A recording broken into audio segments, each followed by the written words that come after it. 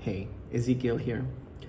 What you're about to watch is a workshop recording that I ran with a group of professionals who felt they were stuck at work somewhere, even though some of them felt that they were performing well. In this workshop, you'll see me run them through something which I call the Career Clarity Pyramid. And it's the same framework which I've used over 15 years to coach people into promotions, make more money inside their careers, help leadership teams grow without burning their teams out, and I've used it to scale one of the most awarded company cultures in the personal development space over my 10 plus career. Now, the names and faces of the people who participate in this workshop have been removed for their privacy, but you'll only be seeing my face and also what I'm showing them during this workshop. So remember, watch it as if you were sitting in the audience and take part in the workshop itself and the activities inside it. Ready? Let's get to it. All right, I think that should be everybody. Yeah. All right, cool. Let's start. So, welcome everybody to Why You're Stuck Even Though You're Doing Everything Right. So, as many of you already know, my name is Ezekiel. And before we move on through all of these things, I will be running you through the agenda. What's up for us today? So the first part of this workshop, I will tell you a little bit of who I am and how I got here. And after that, we'll go into why and how people get stuck in their careers in the first place. Like, why does that even happen? After that, I'll run you through a workshop activity of a series of questions that'll allow you to find out what's actually keeping you stuck in your careers. And then after that, I'll introduce you to a concept which I call the Career Clarity Pyramid, which I've been using for the last 15 years. And after that, you'll know exactly where your problems are that's keeping you stuck. And after that, I'll give you an idea of like what you can do next after all of the finding out all of this. And we'll end the workshop with Q&A. Now, during Q&A, if the questions are not relevant to you, please feel free to just like exit the call if you've gotten the clarity that you need. Cool? All right. So let's start with the first part, who I am. So I'm Ezekiel Vicente. I'm a hiring and culture advisor for fast scaling companies and an executive coach for leaders. But over the last 15 years, before this, I helped scale one of the biggest and most awarded personal growth companies in the world called Mind Valley. And I served as both its chief people officer and general manager at some point. And we grew from 20 million to over 80 million over the 9-10 years that I was there, with team members across 40 plus countries, nationalities. And the one thing that made that growth sustainable was this: our people were always growing. And whenever they got stuck, what I'm showing you today is exactly the framework called the Career Clarity Pyramid, which I've used to help people move forward. It's also the same model that I use today in my current career as an executive coach and advisor for companies. And I mean, the main reason I came up with this model in the first place, because I also went through a period of stuckness at some point in my career, and this was the only thing that saved me. So yeah. And now we go into the part where why you feel stuck. I mean, if you're here, you're probably here because something's off. Maybe you're dependable, you're smart, you're even mentoring others, but promotions, like recognition, maybe still not happening. Or maybe you're already doing so good at your career that you've theoretically gotten it all, and something still feels like it's missing. And none of the advice from the internet or career counseling is working for you. Or the worst problem that I really hope that you're not in is that you genuinely feel unsafe at work and there's nowhere for you to go. It's almost like your workplace is squeezing you and keeping you on your toes, and you feel like you're in danger all the time. And listening to all these gurus, maybe like you're listening to billionaires talk online, they're talking about legacy when they talk about careers, but you don't even feel seen. Or you're told to speak up more, but you don't feel that it's a safe environment to do so. Or you're over delivering, which is what they tell you to do, but you're still invisible to decision makers, and you're overworked and burned out, and other people are getting promoted, or they're the ones getting raises or getting exciting projects.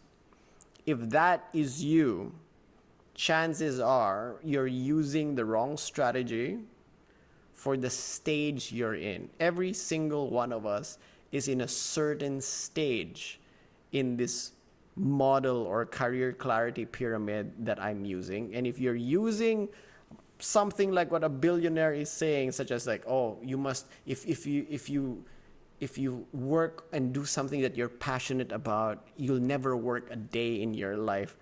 Yeah, but if you're worried about getting fired every single day, or you're worried that your boss is going to throw you under the bus, why would you even think about purpose? You're thinking about surviving and even having a job for like the next month or so. So, to find out where you are, we're going to run through a little exercise. So what I want you guys to do is answer yes and no, or no, yes or no, to any of these questions that I'm going to run through. So I'm going to run 3 sets of questions. So all you need to do is answer yes or no, like in your notepad or on your computer. Okay? So let's start with the first section. So, number 1, I understand what success looks like in my current role. So what that means is you know exactly how you're measured if you're winning or losing at your job. Answer yes or no. Number 2, I feel confident handling the responsibilities of my job. So that means on a scale of 1 to 10 of confidence, you know that you can do the job. You're equipped to do this job. All right, number 3, I have the tools, resources, and systems I need to do good work. So that means whenever you feel like all the resources at your disposal, you have the right people to reach out to, you have the right tools that you can get very easily, and the system is built around you so that you can actually find the answers that you need to be able to do your job. Like you don't think anything is blocking you from doing that. So number 4, my manager provides trust, clarity, and support. I mean, the opposite of this is you feel like your manager's out to get you and throw you under the bus. Number 5, I feel included and respected by my peers. So when you look at the people that you work with or around you every single day, you don't feel like they're out there to get you. This is for those who are leading other people. Like if you're running a team, my team is engaged and responsive to me. So you don't feel like you're having to drag your team to just perform. Worse is you feel like your team is trying to undermine you. And then number 7 for this first section is that I feel legally protected and fairly treated under my employment contract. So like you feel that your contract that for the company that you're working in is fair, and that you don't feel like it's skewed to abuse you. So this is the first section. Second section. Number 1, I'm actively building my skills and staying relevant. So you're able to spend time to build your expertise in whatever profession or specialty that you are currently practicing.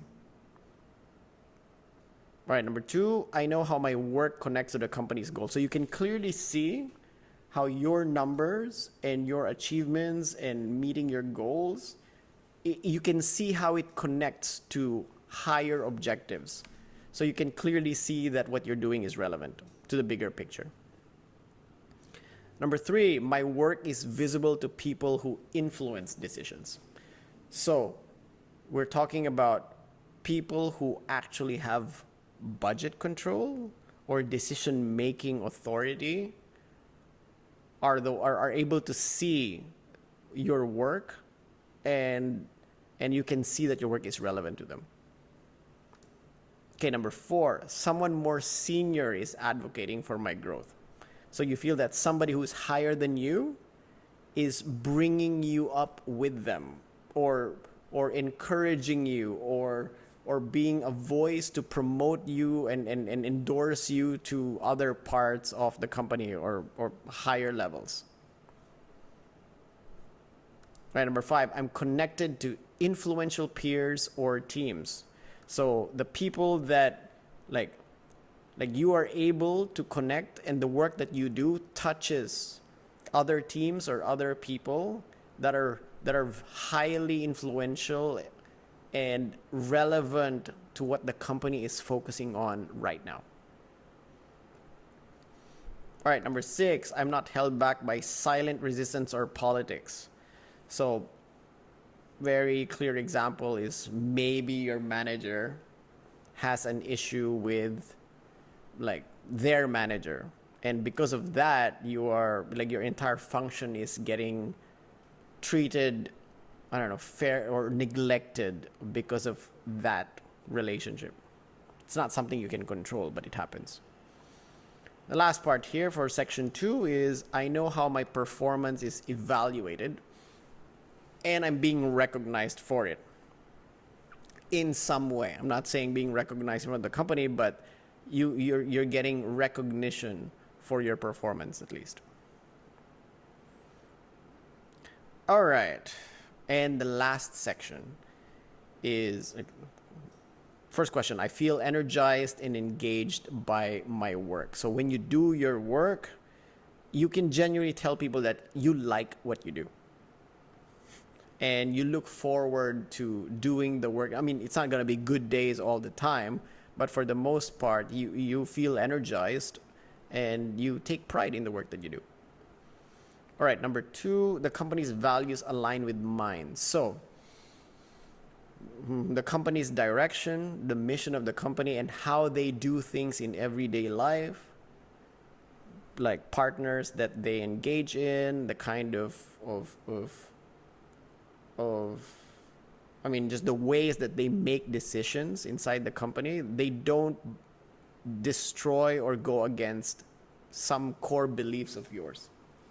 All right, number 3, I have space to explore deeper strengths or interests. So the company, you can feel that inside your workplace, there is space for you to start new things or explore new projects or experiment based on things that you're interested in. Number 4, I'm building a reputation beyond my current company. So you can feel that you have influence in your industry, not just inside the company, but also with your peers in your industry outside. Number 5, I know that what I do if my job ended tomorrow and I'd be okay. This is feeling secure that if you didn't have this job tomorrow, you have enough street credibility and connections and network and skills and a resume that is rock solid. You'd be able to figure out your next steps, maybe even get hired right away afterwards. Right, number 6, I'm challenged creatively or intellectually. So you just feel that you're still being stretched in every day inside your job. So you don't feel like you know everything. And then number 7, my work reflects the identity and legacy I want to build. So this is like the kind of workplace or role that you're in Like you would be proud to write that as part of your story, like in the long run. Like you would take pride in it, and you're still, and it's still part of the picture of the kind of legacy that you want to build for yourself. All right. So next part. Now I want you to tally your answers. So each section has 7 questions. So you tally how many yeses you got and how many nos you got. Cool. So whichever section has the highest number of yeses, that means predominantly you are in that stage. And what stage is that? Wait, I'll give you guys a few more seconds to just tally everything. Yeah, I know some of you are going to ask, like, what if I'm equal number with all of those? That's okay. Like, it just means that, like, almost everybody is going to have yeses in all of them anyway. So don't worry about it. But a general rule is the section with the highest number is your predominant current stage. So let's unpack that. What are those 3 stages? Now to start, before we go into the career clarity pyramid, you have to see that it was primarily based on the logic of Maslow's hierarchy of needs. So Maslow's hierarchy of needs basically goes in the line of, oh, the pyramid has your most essential basic needs at the very bottom, and then at the very top of it is self-actualization, which is fulfillment. So the rule is, if you are not doing well at the bottom area physiologically, which is like food, water, warmth, rest, access to sex, reproduction, it's going to be very difficult for you to worry about the next stage, which is money, resources, shelter, and security. Now, once that is also solved, you start worrying about family, friends, community relationships. And once you've solved that too, then you start thinking more about your self-esteem or your sense of fulfillment, all the way to the top. So if you have very big problems at the base level, all of these things start dominoing downwards. Like you start having to really deal with this part first, because it's the base essential of it. So the career clarity pyramid works with the same logic. So the first level, like the first 7 questions, is basically what I call the survivor mode. And the problem when you're in survivor mode is that you're probably going to lose your job or your sanity. So this isn't just entry level. This is anytime your foundation is cracked. So if you're mostly in survivor mode, you need to be dealing with this because you feel completely unsafe in your environment. So usually that translates to you have no clarity of whether or not you're winning or you're failing at your job. So that means the only way for you to know that you're doing well is if your boss said so. And that is very scary because that means your entire performance is at the mercy of somebody's mood. Number 2 part there is like you feel that unsafe management is there because you don't feel like they're there to help you. They're looking at you. Okay, this person screws up, we can drop them immediately. And a part of unsafe management is that maybe your contract is actually quite abusive. Maybe your contract states that you need to be working insane human hours. And then if you even miss out a little bit and there's no leeway for rest or recovery, and they're really just built to burn you out. And if you disagree with that at all, they have terms to get rid of you. And then another part of survivor mode is you feel like you don't have the tools or the support to even do the job. It's almost like you're set up to fail. And if you don't fix areas in survivor, by the way, on unsafe management, this also includes if you have peers who are actively trying to destroy you inside the company. So your toxic bosses, your toxic team members, your toxic peers who are maybe like scrambling on each other, trying to throw each other under the bus so that they get promoted. That's here. This is survivor mode. If this is your problem, if you're here, you need to fix this first before you even go into thinking about fulfillment. So if this isn't fixed, you will potentially burn out, get fired, or just mentally check out or quit directly when you can't take it anymore. Now, if you're in the second stage, operator mode, it means you're doing the job, but you still feel invisible. So this is actually the story that kind of resonates with me a lot, because I remember very clearly that there was a time during my career where I was working 14, 16-hour days. I would actually stay in the office working with some of my colleagues, and I would just leave in the morning to take a shower and then come back to the office right away. And people would tell me that, oh, they appreciate what I do, because I was a project manager at the time. They would appreciate what I do and that I was so important, and they're very grateful. But it never translated to promotions, never translated to raises. I just became the one who cleaned up everyone's mess during that time period. You're the dependable one, not the promotable one.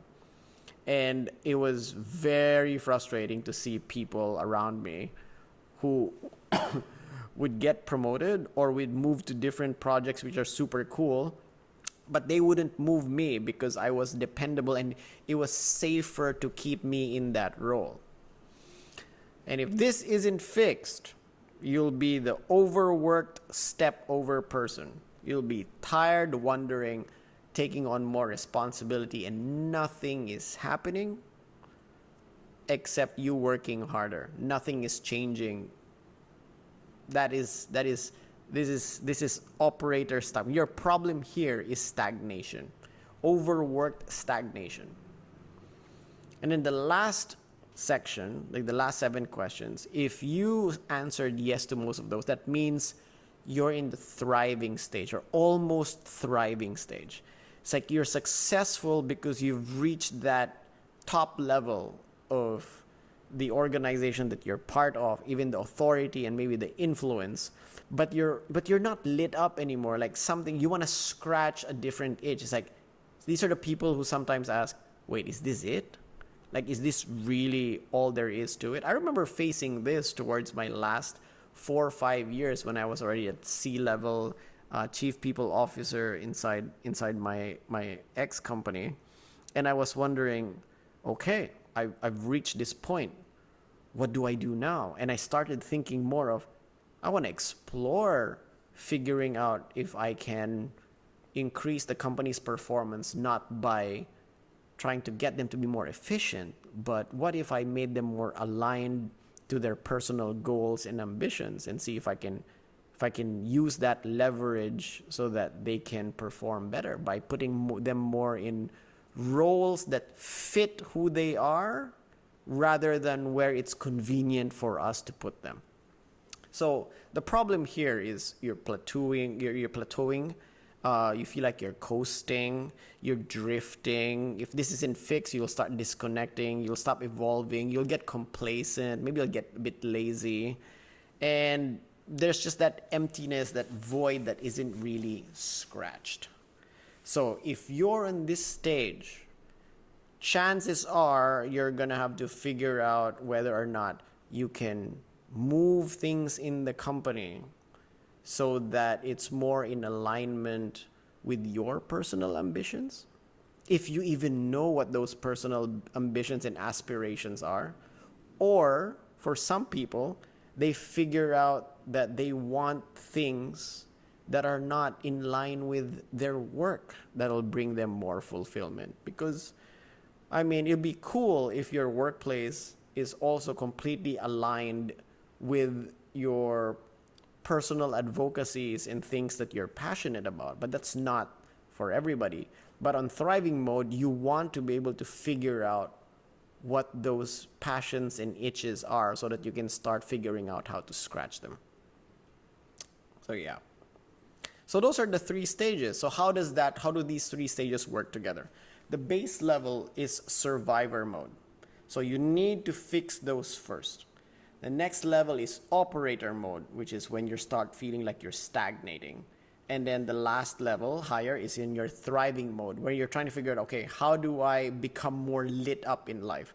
Now, if you have elements of thriving and operating and surviving, your first priority should be to get rid and solve the surviving ones, because if you don't fix those, you're gonna get screwed in your job in the first place. So you prioritize those first. And then once you prioritize that and you're kind of like, okay, there's almost zero problems at the survivor level, then you go into the second level, operator level. And then when you get to the thriving mode, it's actually optional if you want to figure out how to scratch your passions and interests inside a company. Because what if your passion that will get you to light up is something like theater and you work in a bank? Well, obviously you're not gonna try to shove theater acting in your banking career, but you'll have to figure out how to scratch that itch elsewhere so that you'll actually be in a lit up, self-fulfilling status. So that's why once you get to thriving mode, the answer is not necessarily always something to do inside your job role or inside the company that you're working in. It might actually be outside. And it requires a lot more introspection to be able to figure that out. In operator mode, the problem there is you need to figure out how to be visible and to be in environments where you're more leveraged, and be in projects or environments inside your company where money and attention is going, so that you'll be more visible and appreciated. And the problem there is if you're not interested in those projects or environments in the first place, then you're kind of systematically stuck there. So these are the three stages: survivor, operator, and thriving. Now, what happens next? Now that you know your stage. So if you're in survivor or operator mode, I'm gonna drop a link later on in chat, which links to Winning at Work 1.0, which is like the self-paced diagnostic course or guide that can help you get clear, reclaim momentum, and how to navigate all of these like scary areas or stuck areas inside your workplace.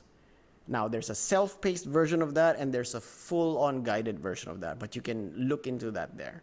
And for those who are in thriving mode, I'm going to give you a different link that I'll post also later, which is a link to my identity program, which you can have a look at. At the very least, if you don't want to do it, you'll at least get an idea of how you can do the process yourself, because it's really a 30-day intensive where you will rediscover what are your passions and what lights you up, so that you can fully realign all areas of your life to be geared towards fulfillment. So this is the part where you're really trying to hit like, life is good, but I want it to be epic.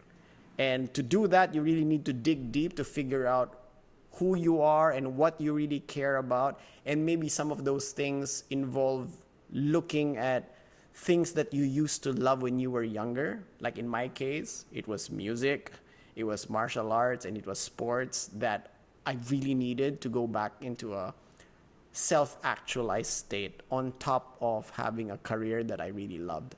It was not a question of like, oh, will just career satisfy me? No, I needed to thrive, and what I needed was to get back my creative juices and athlete life.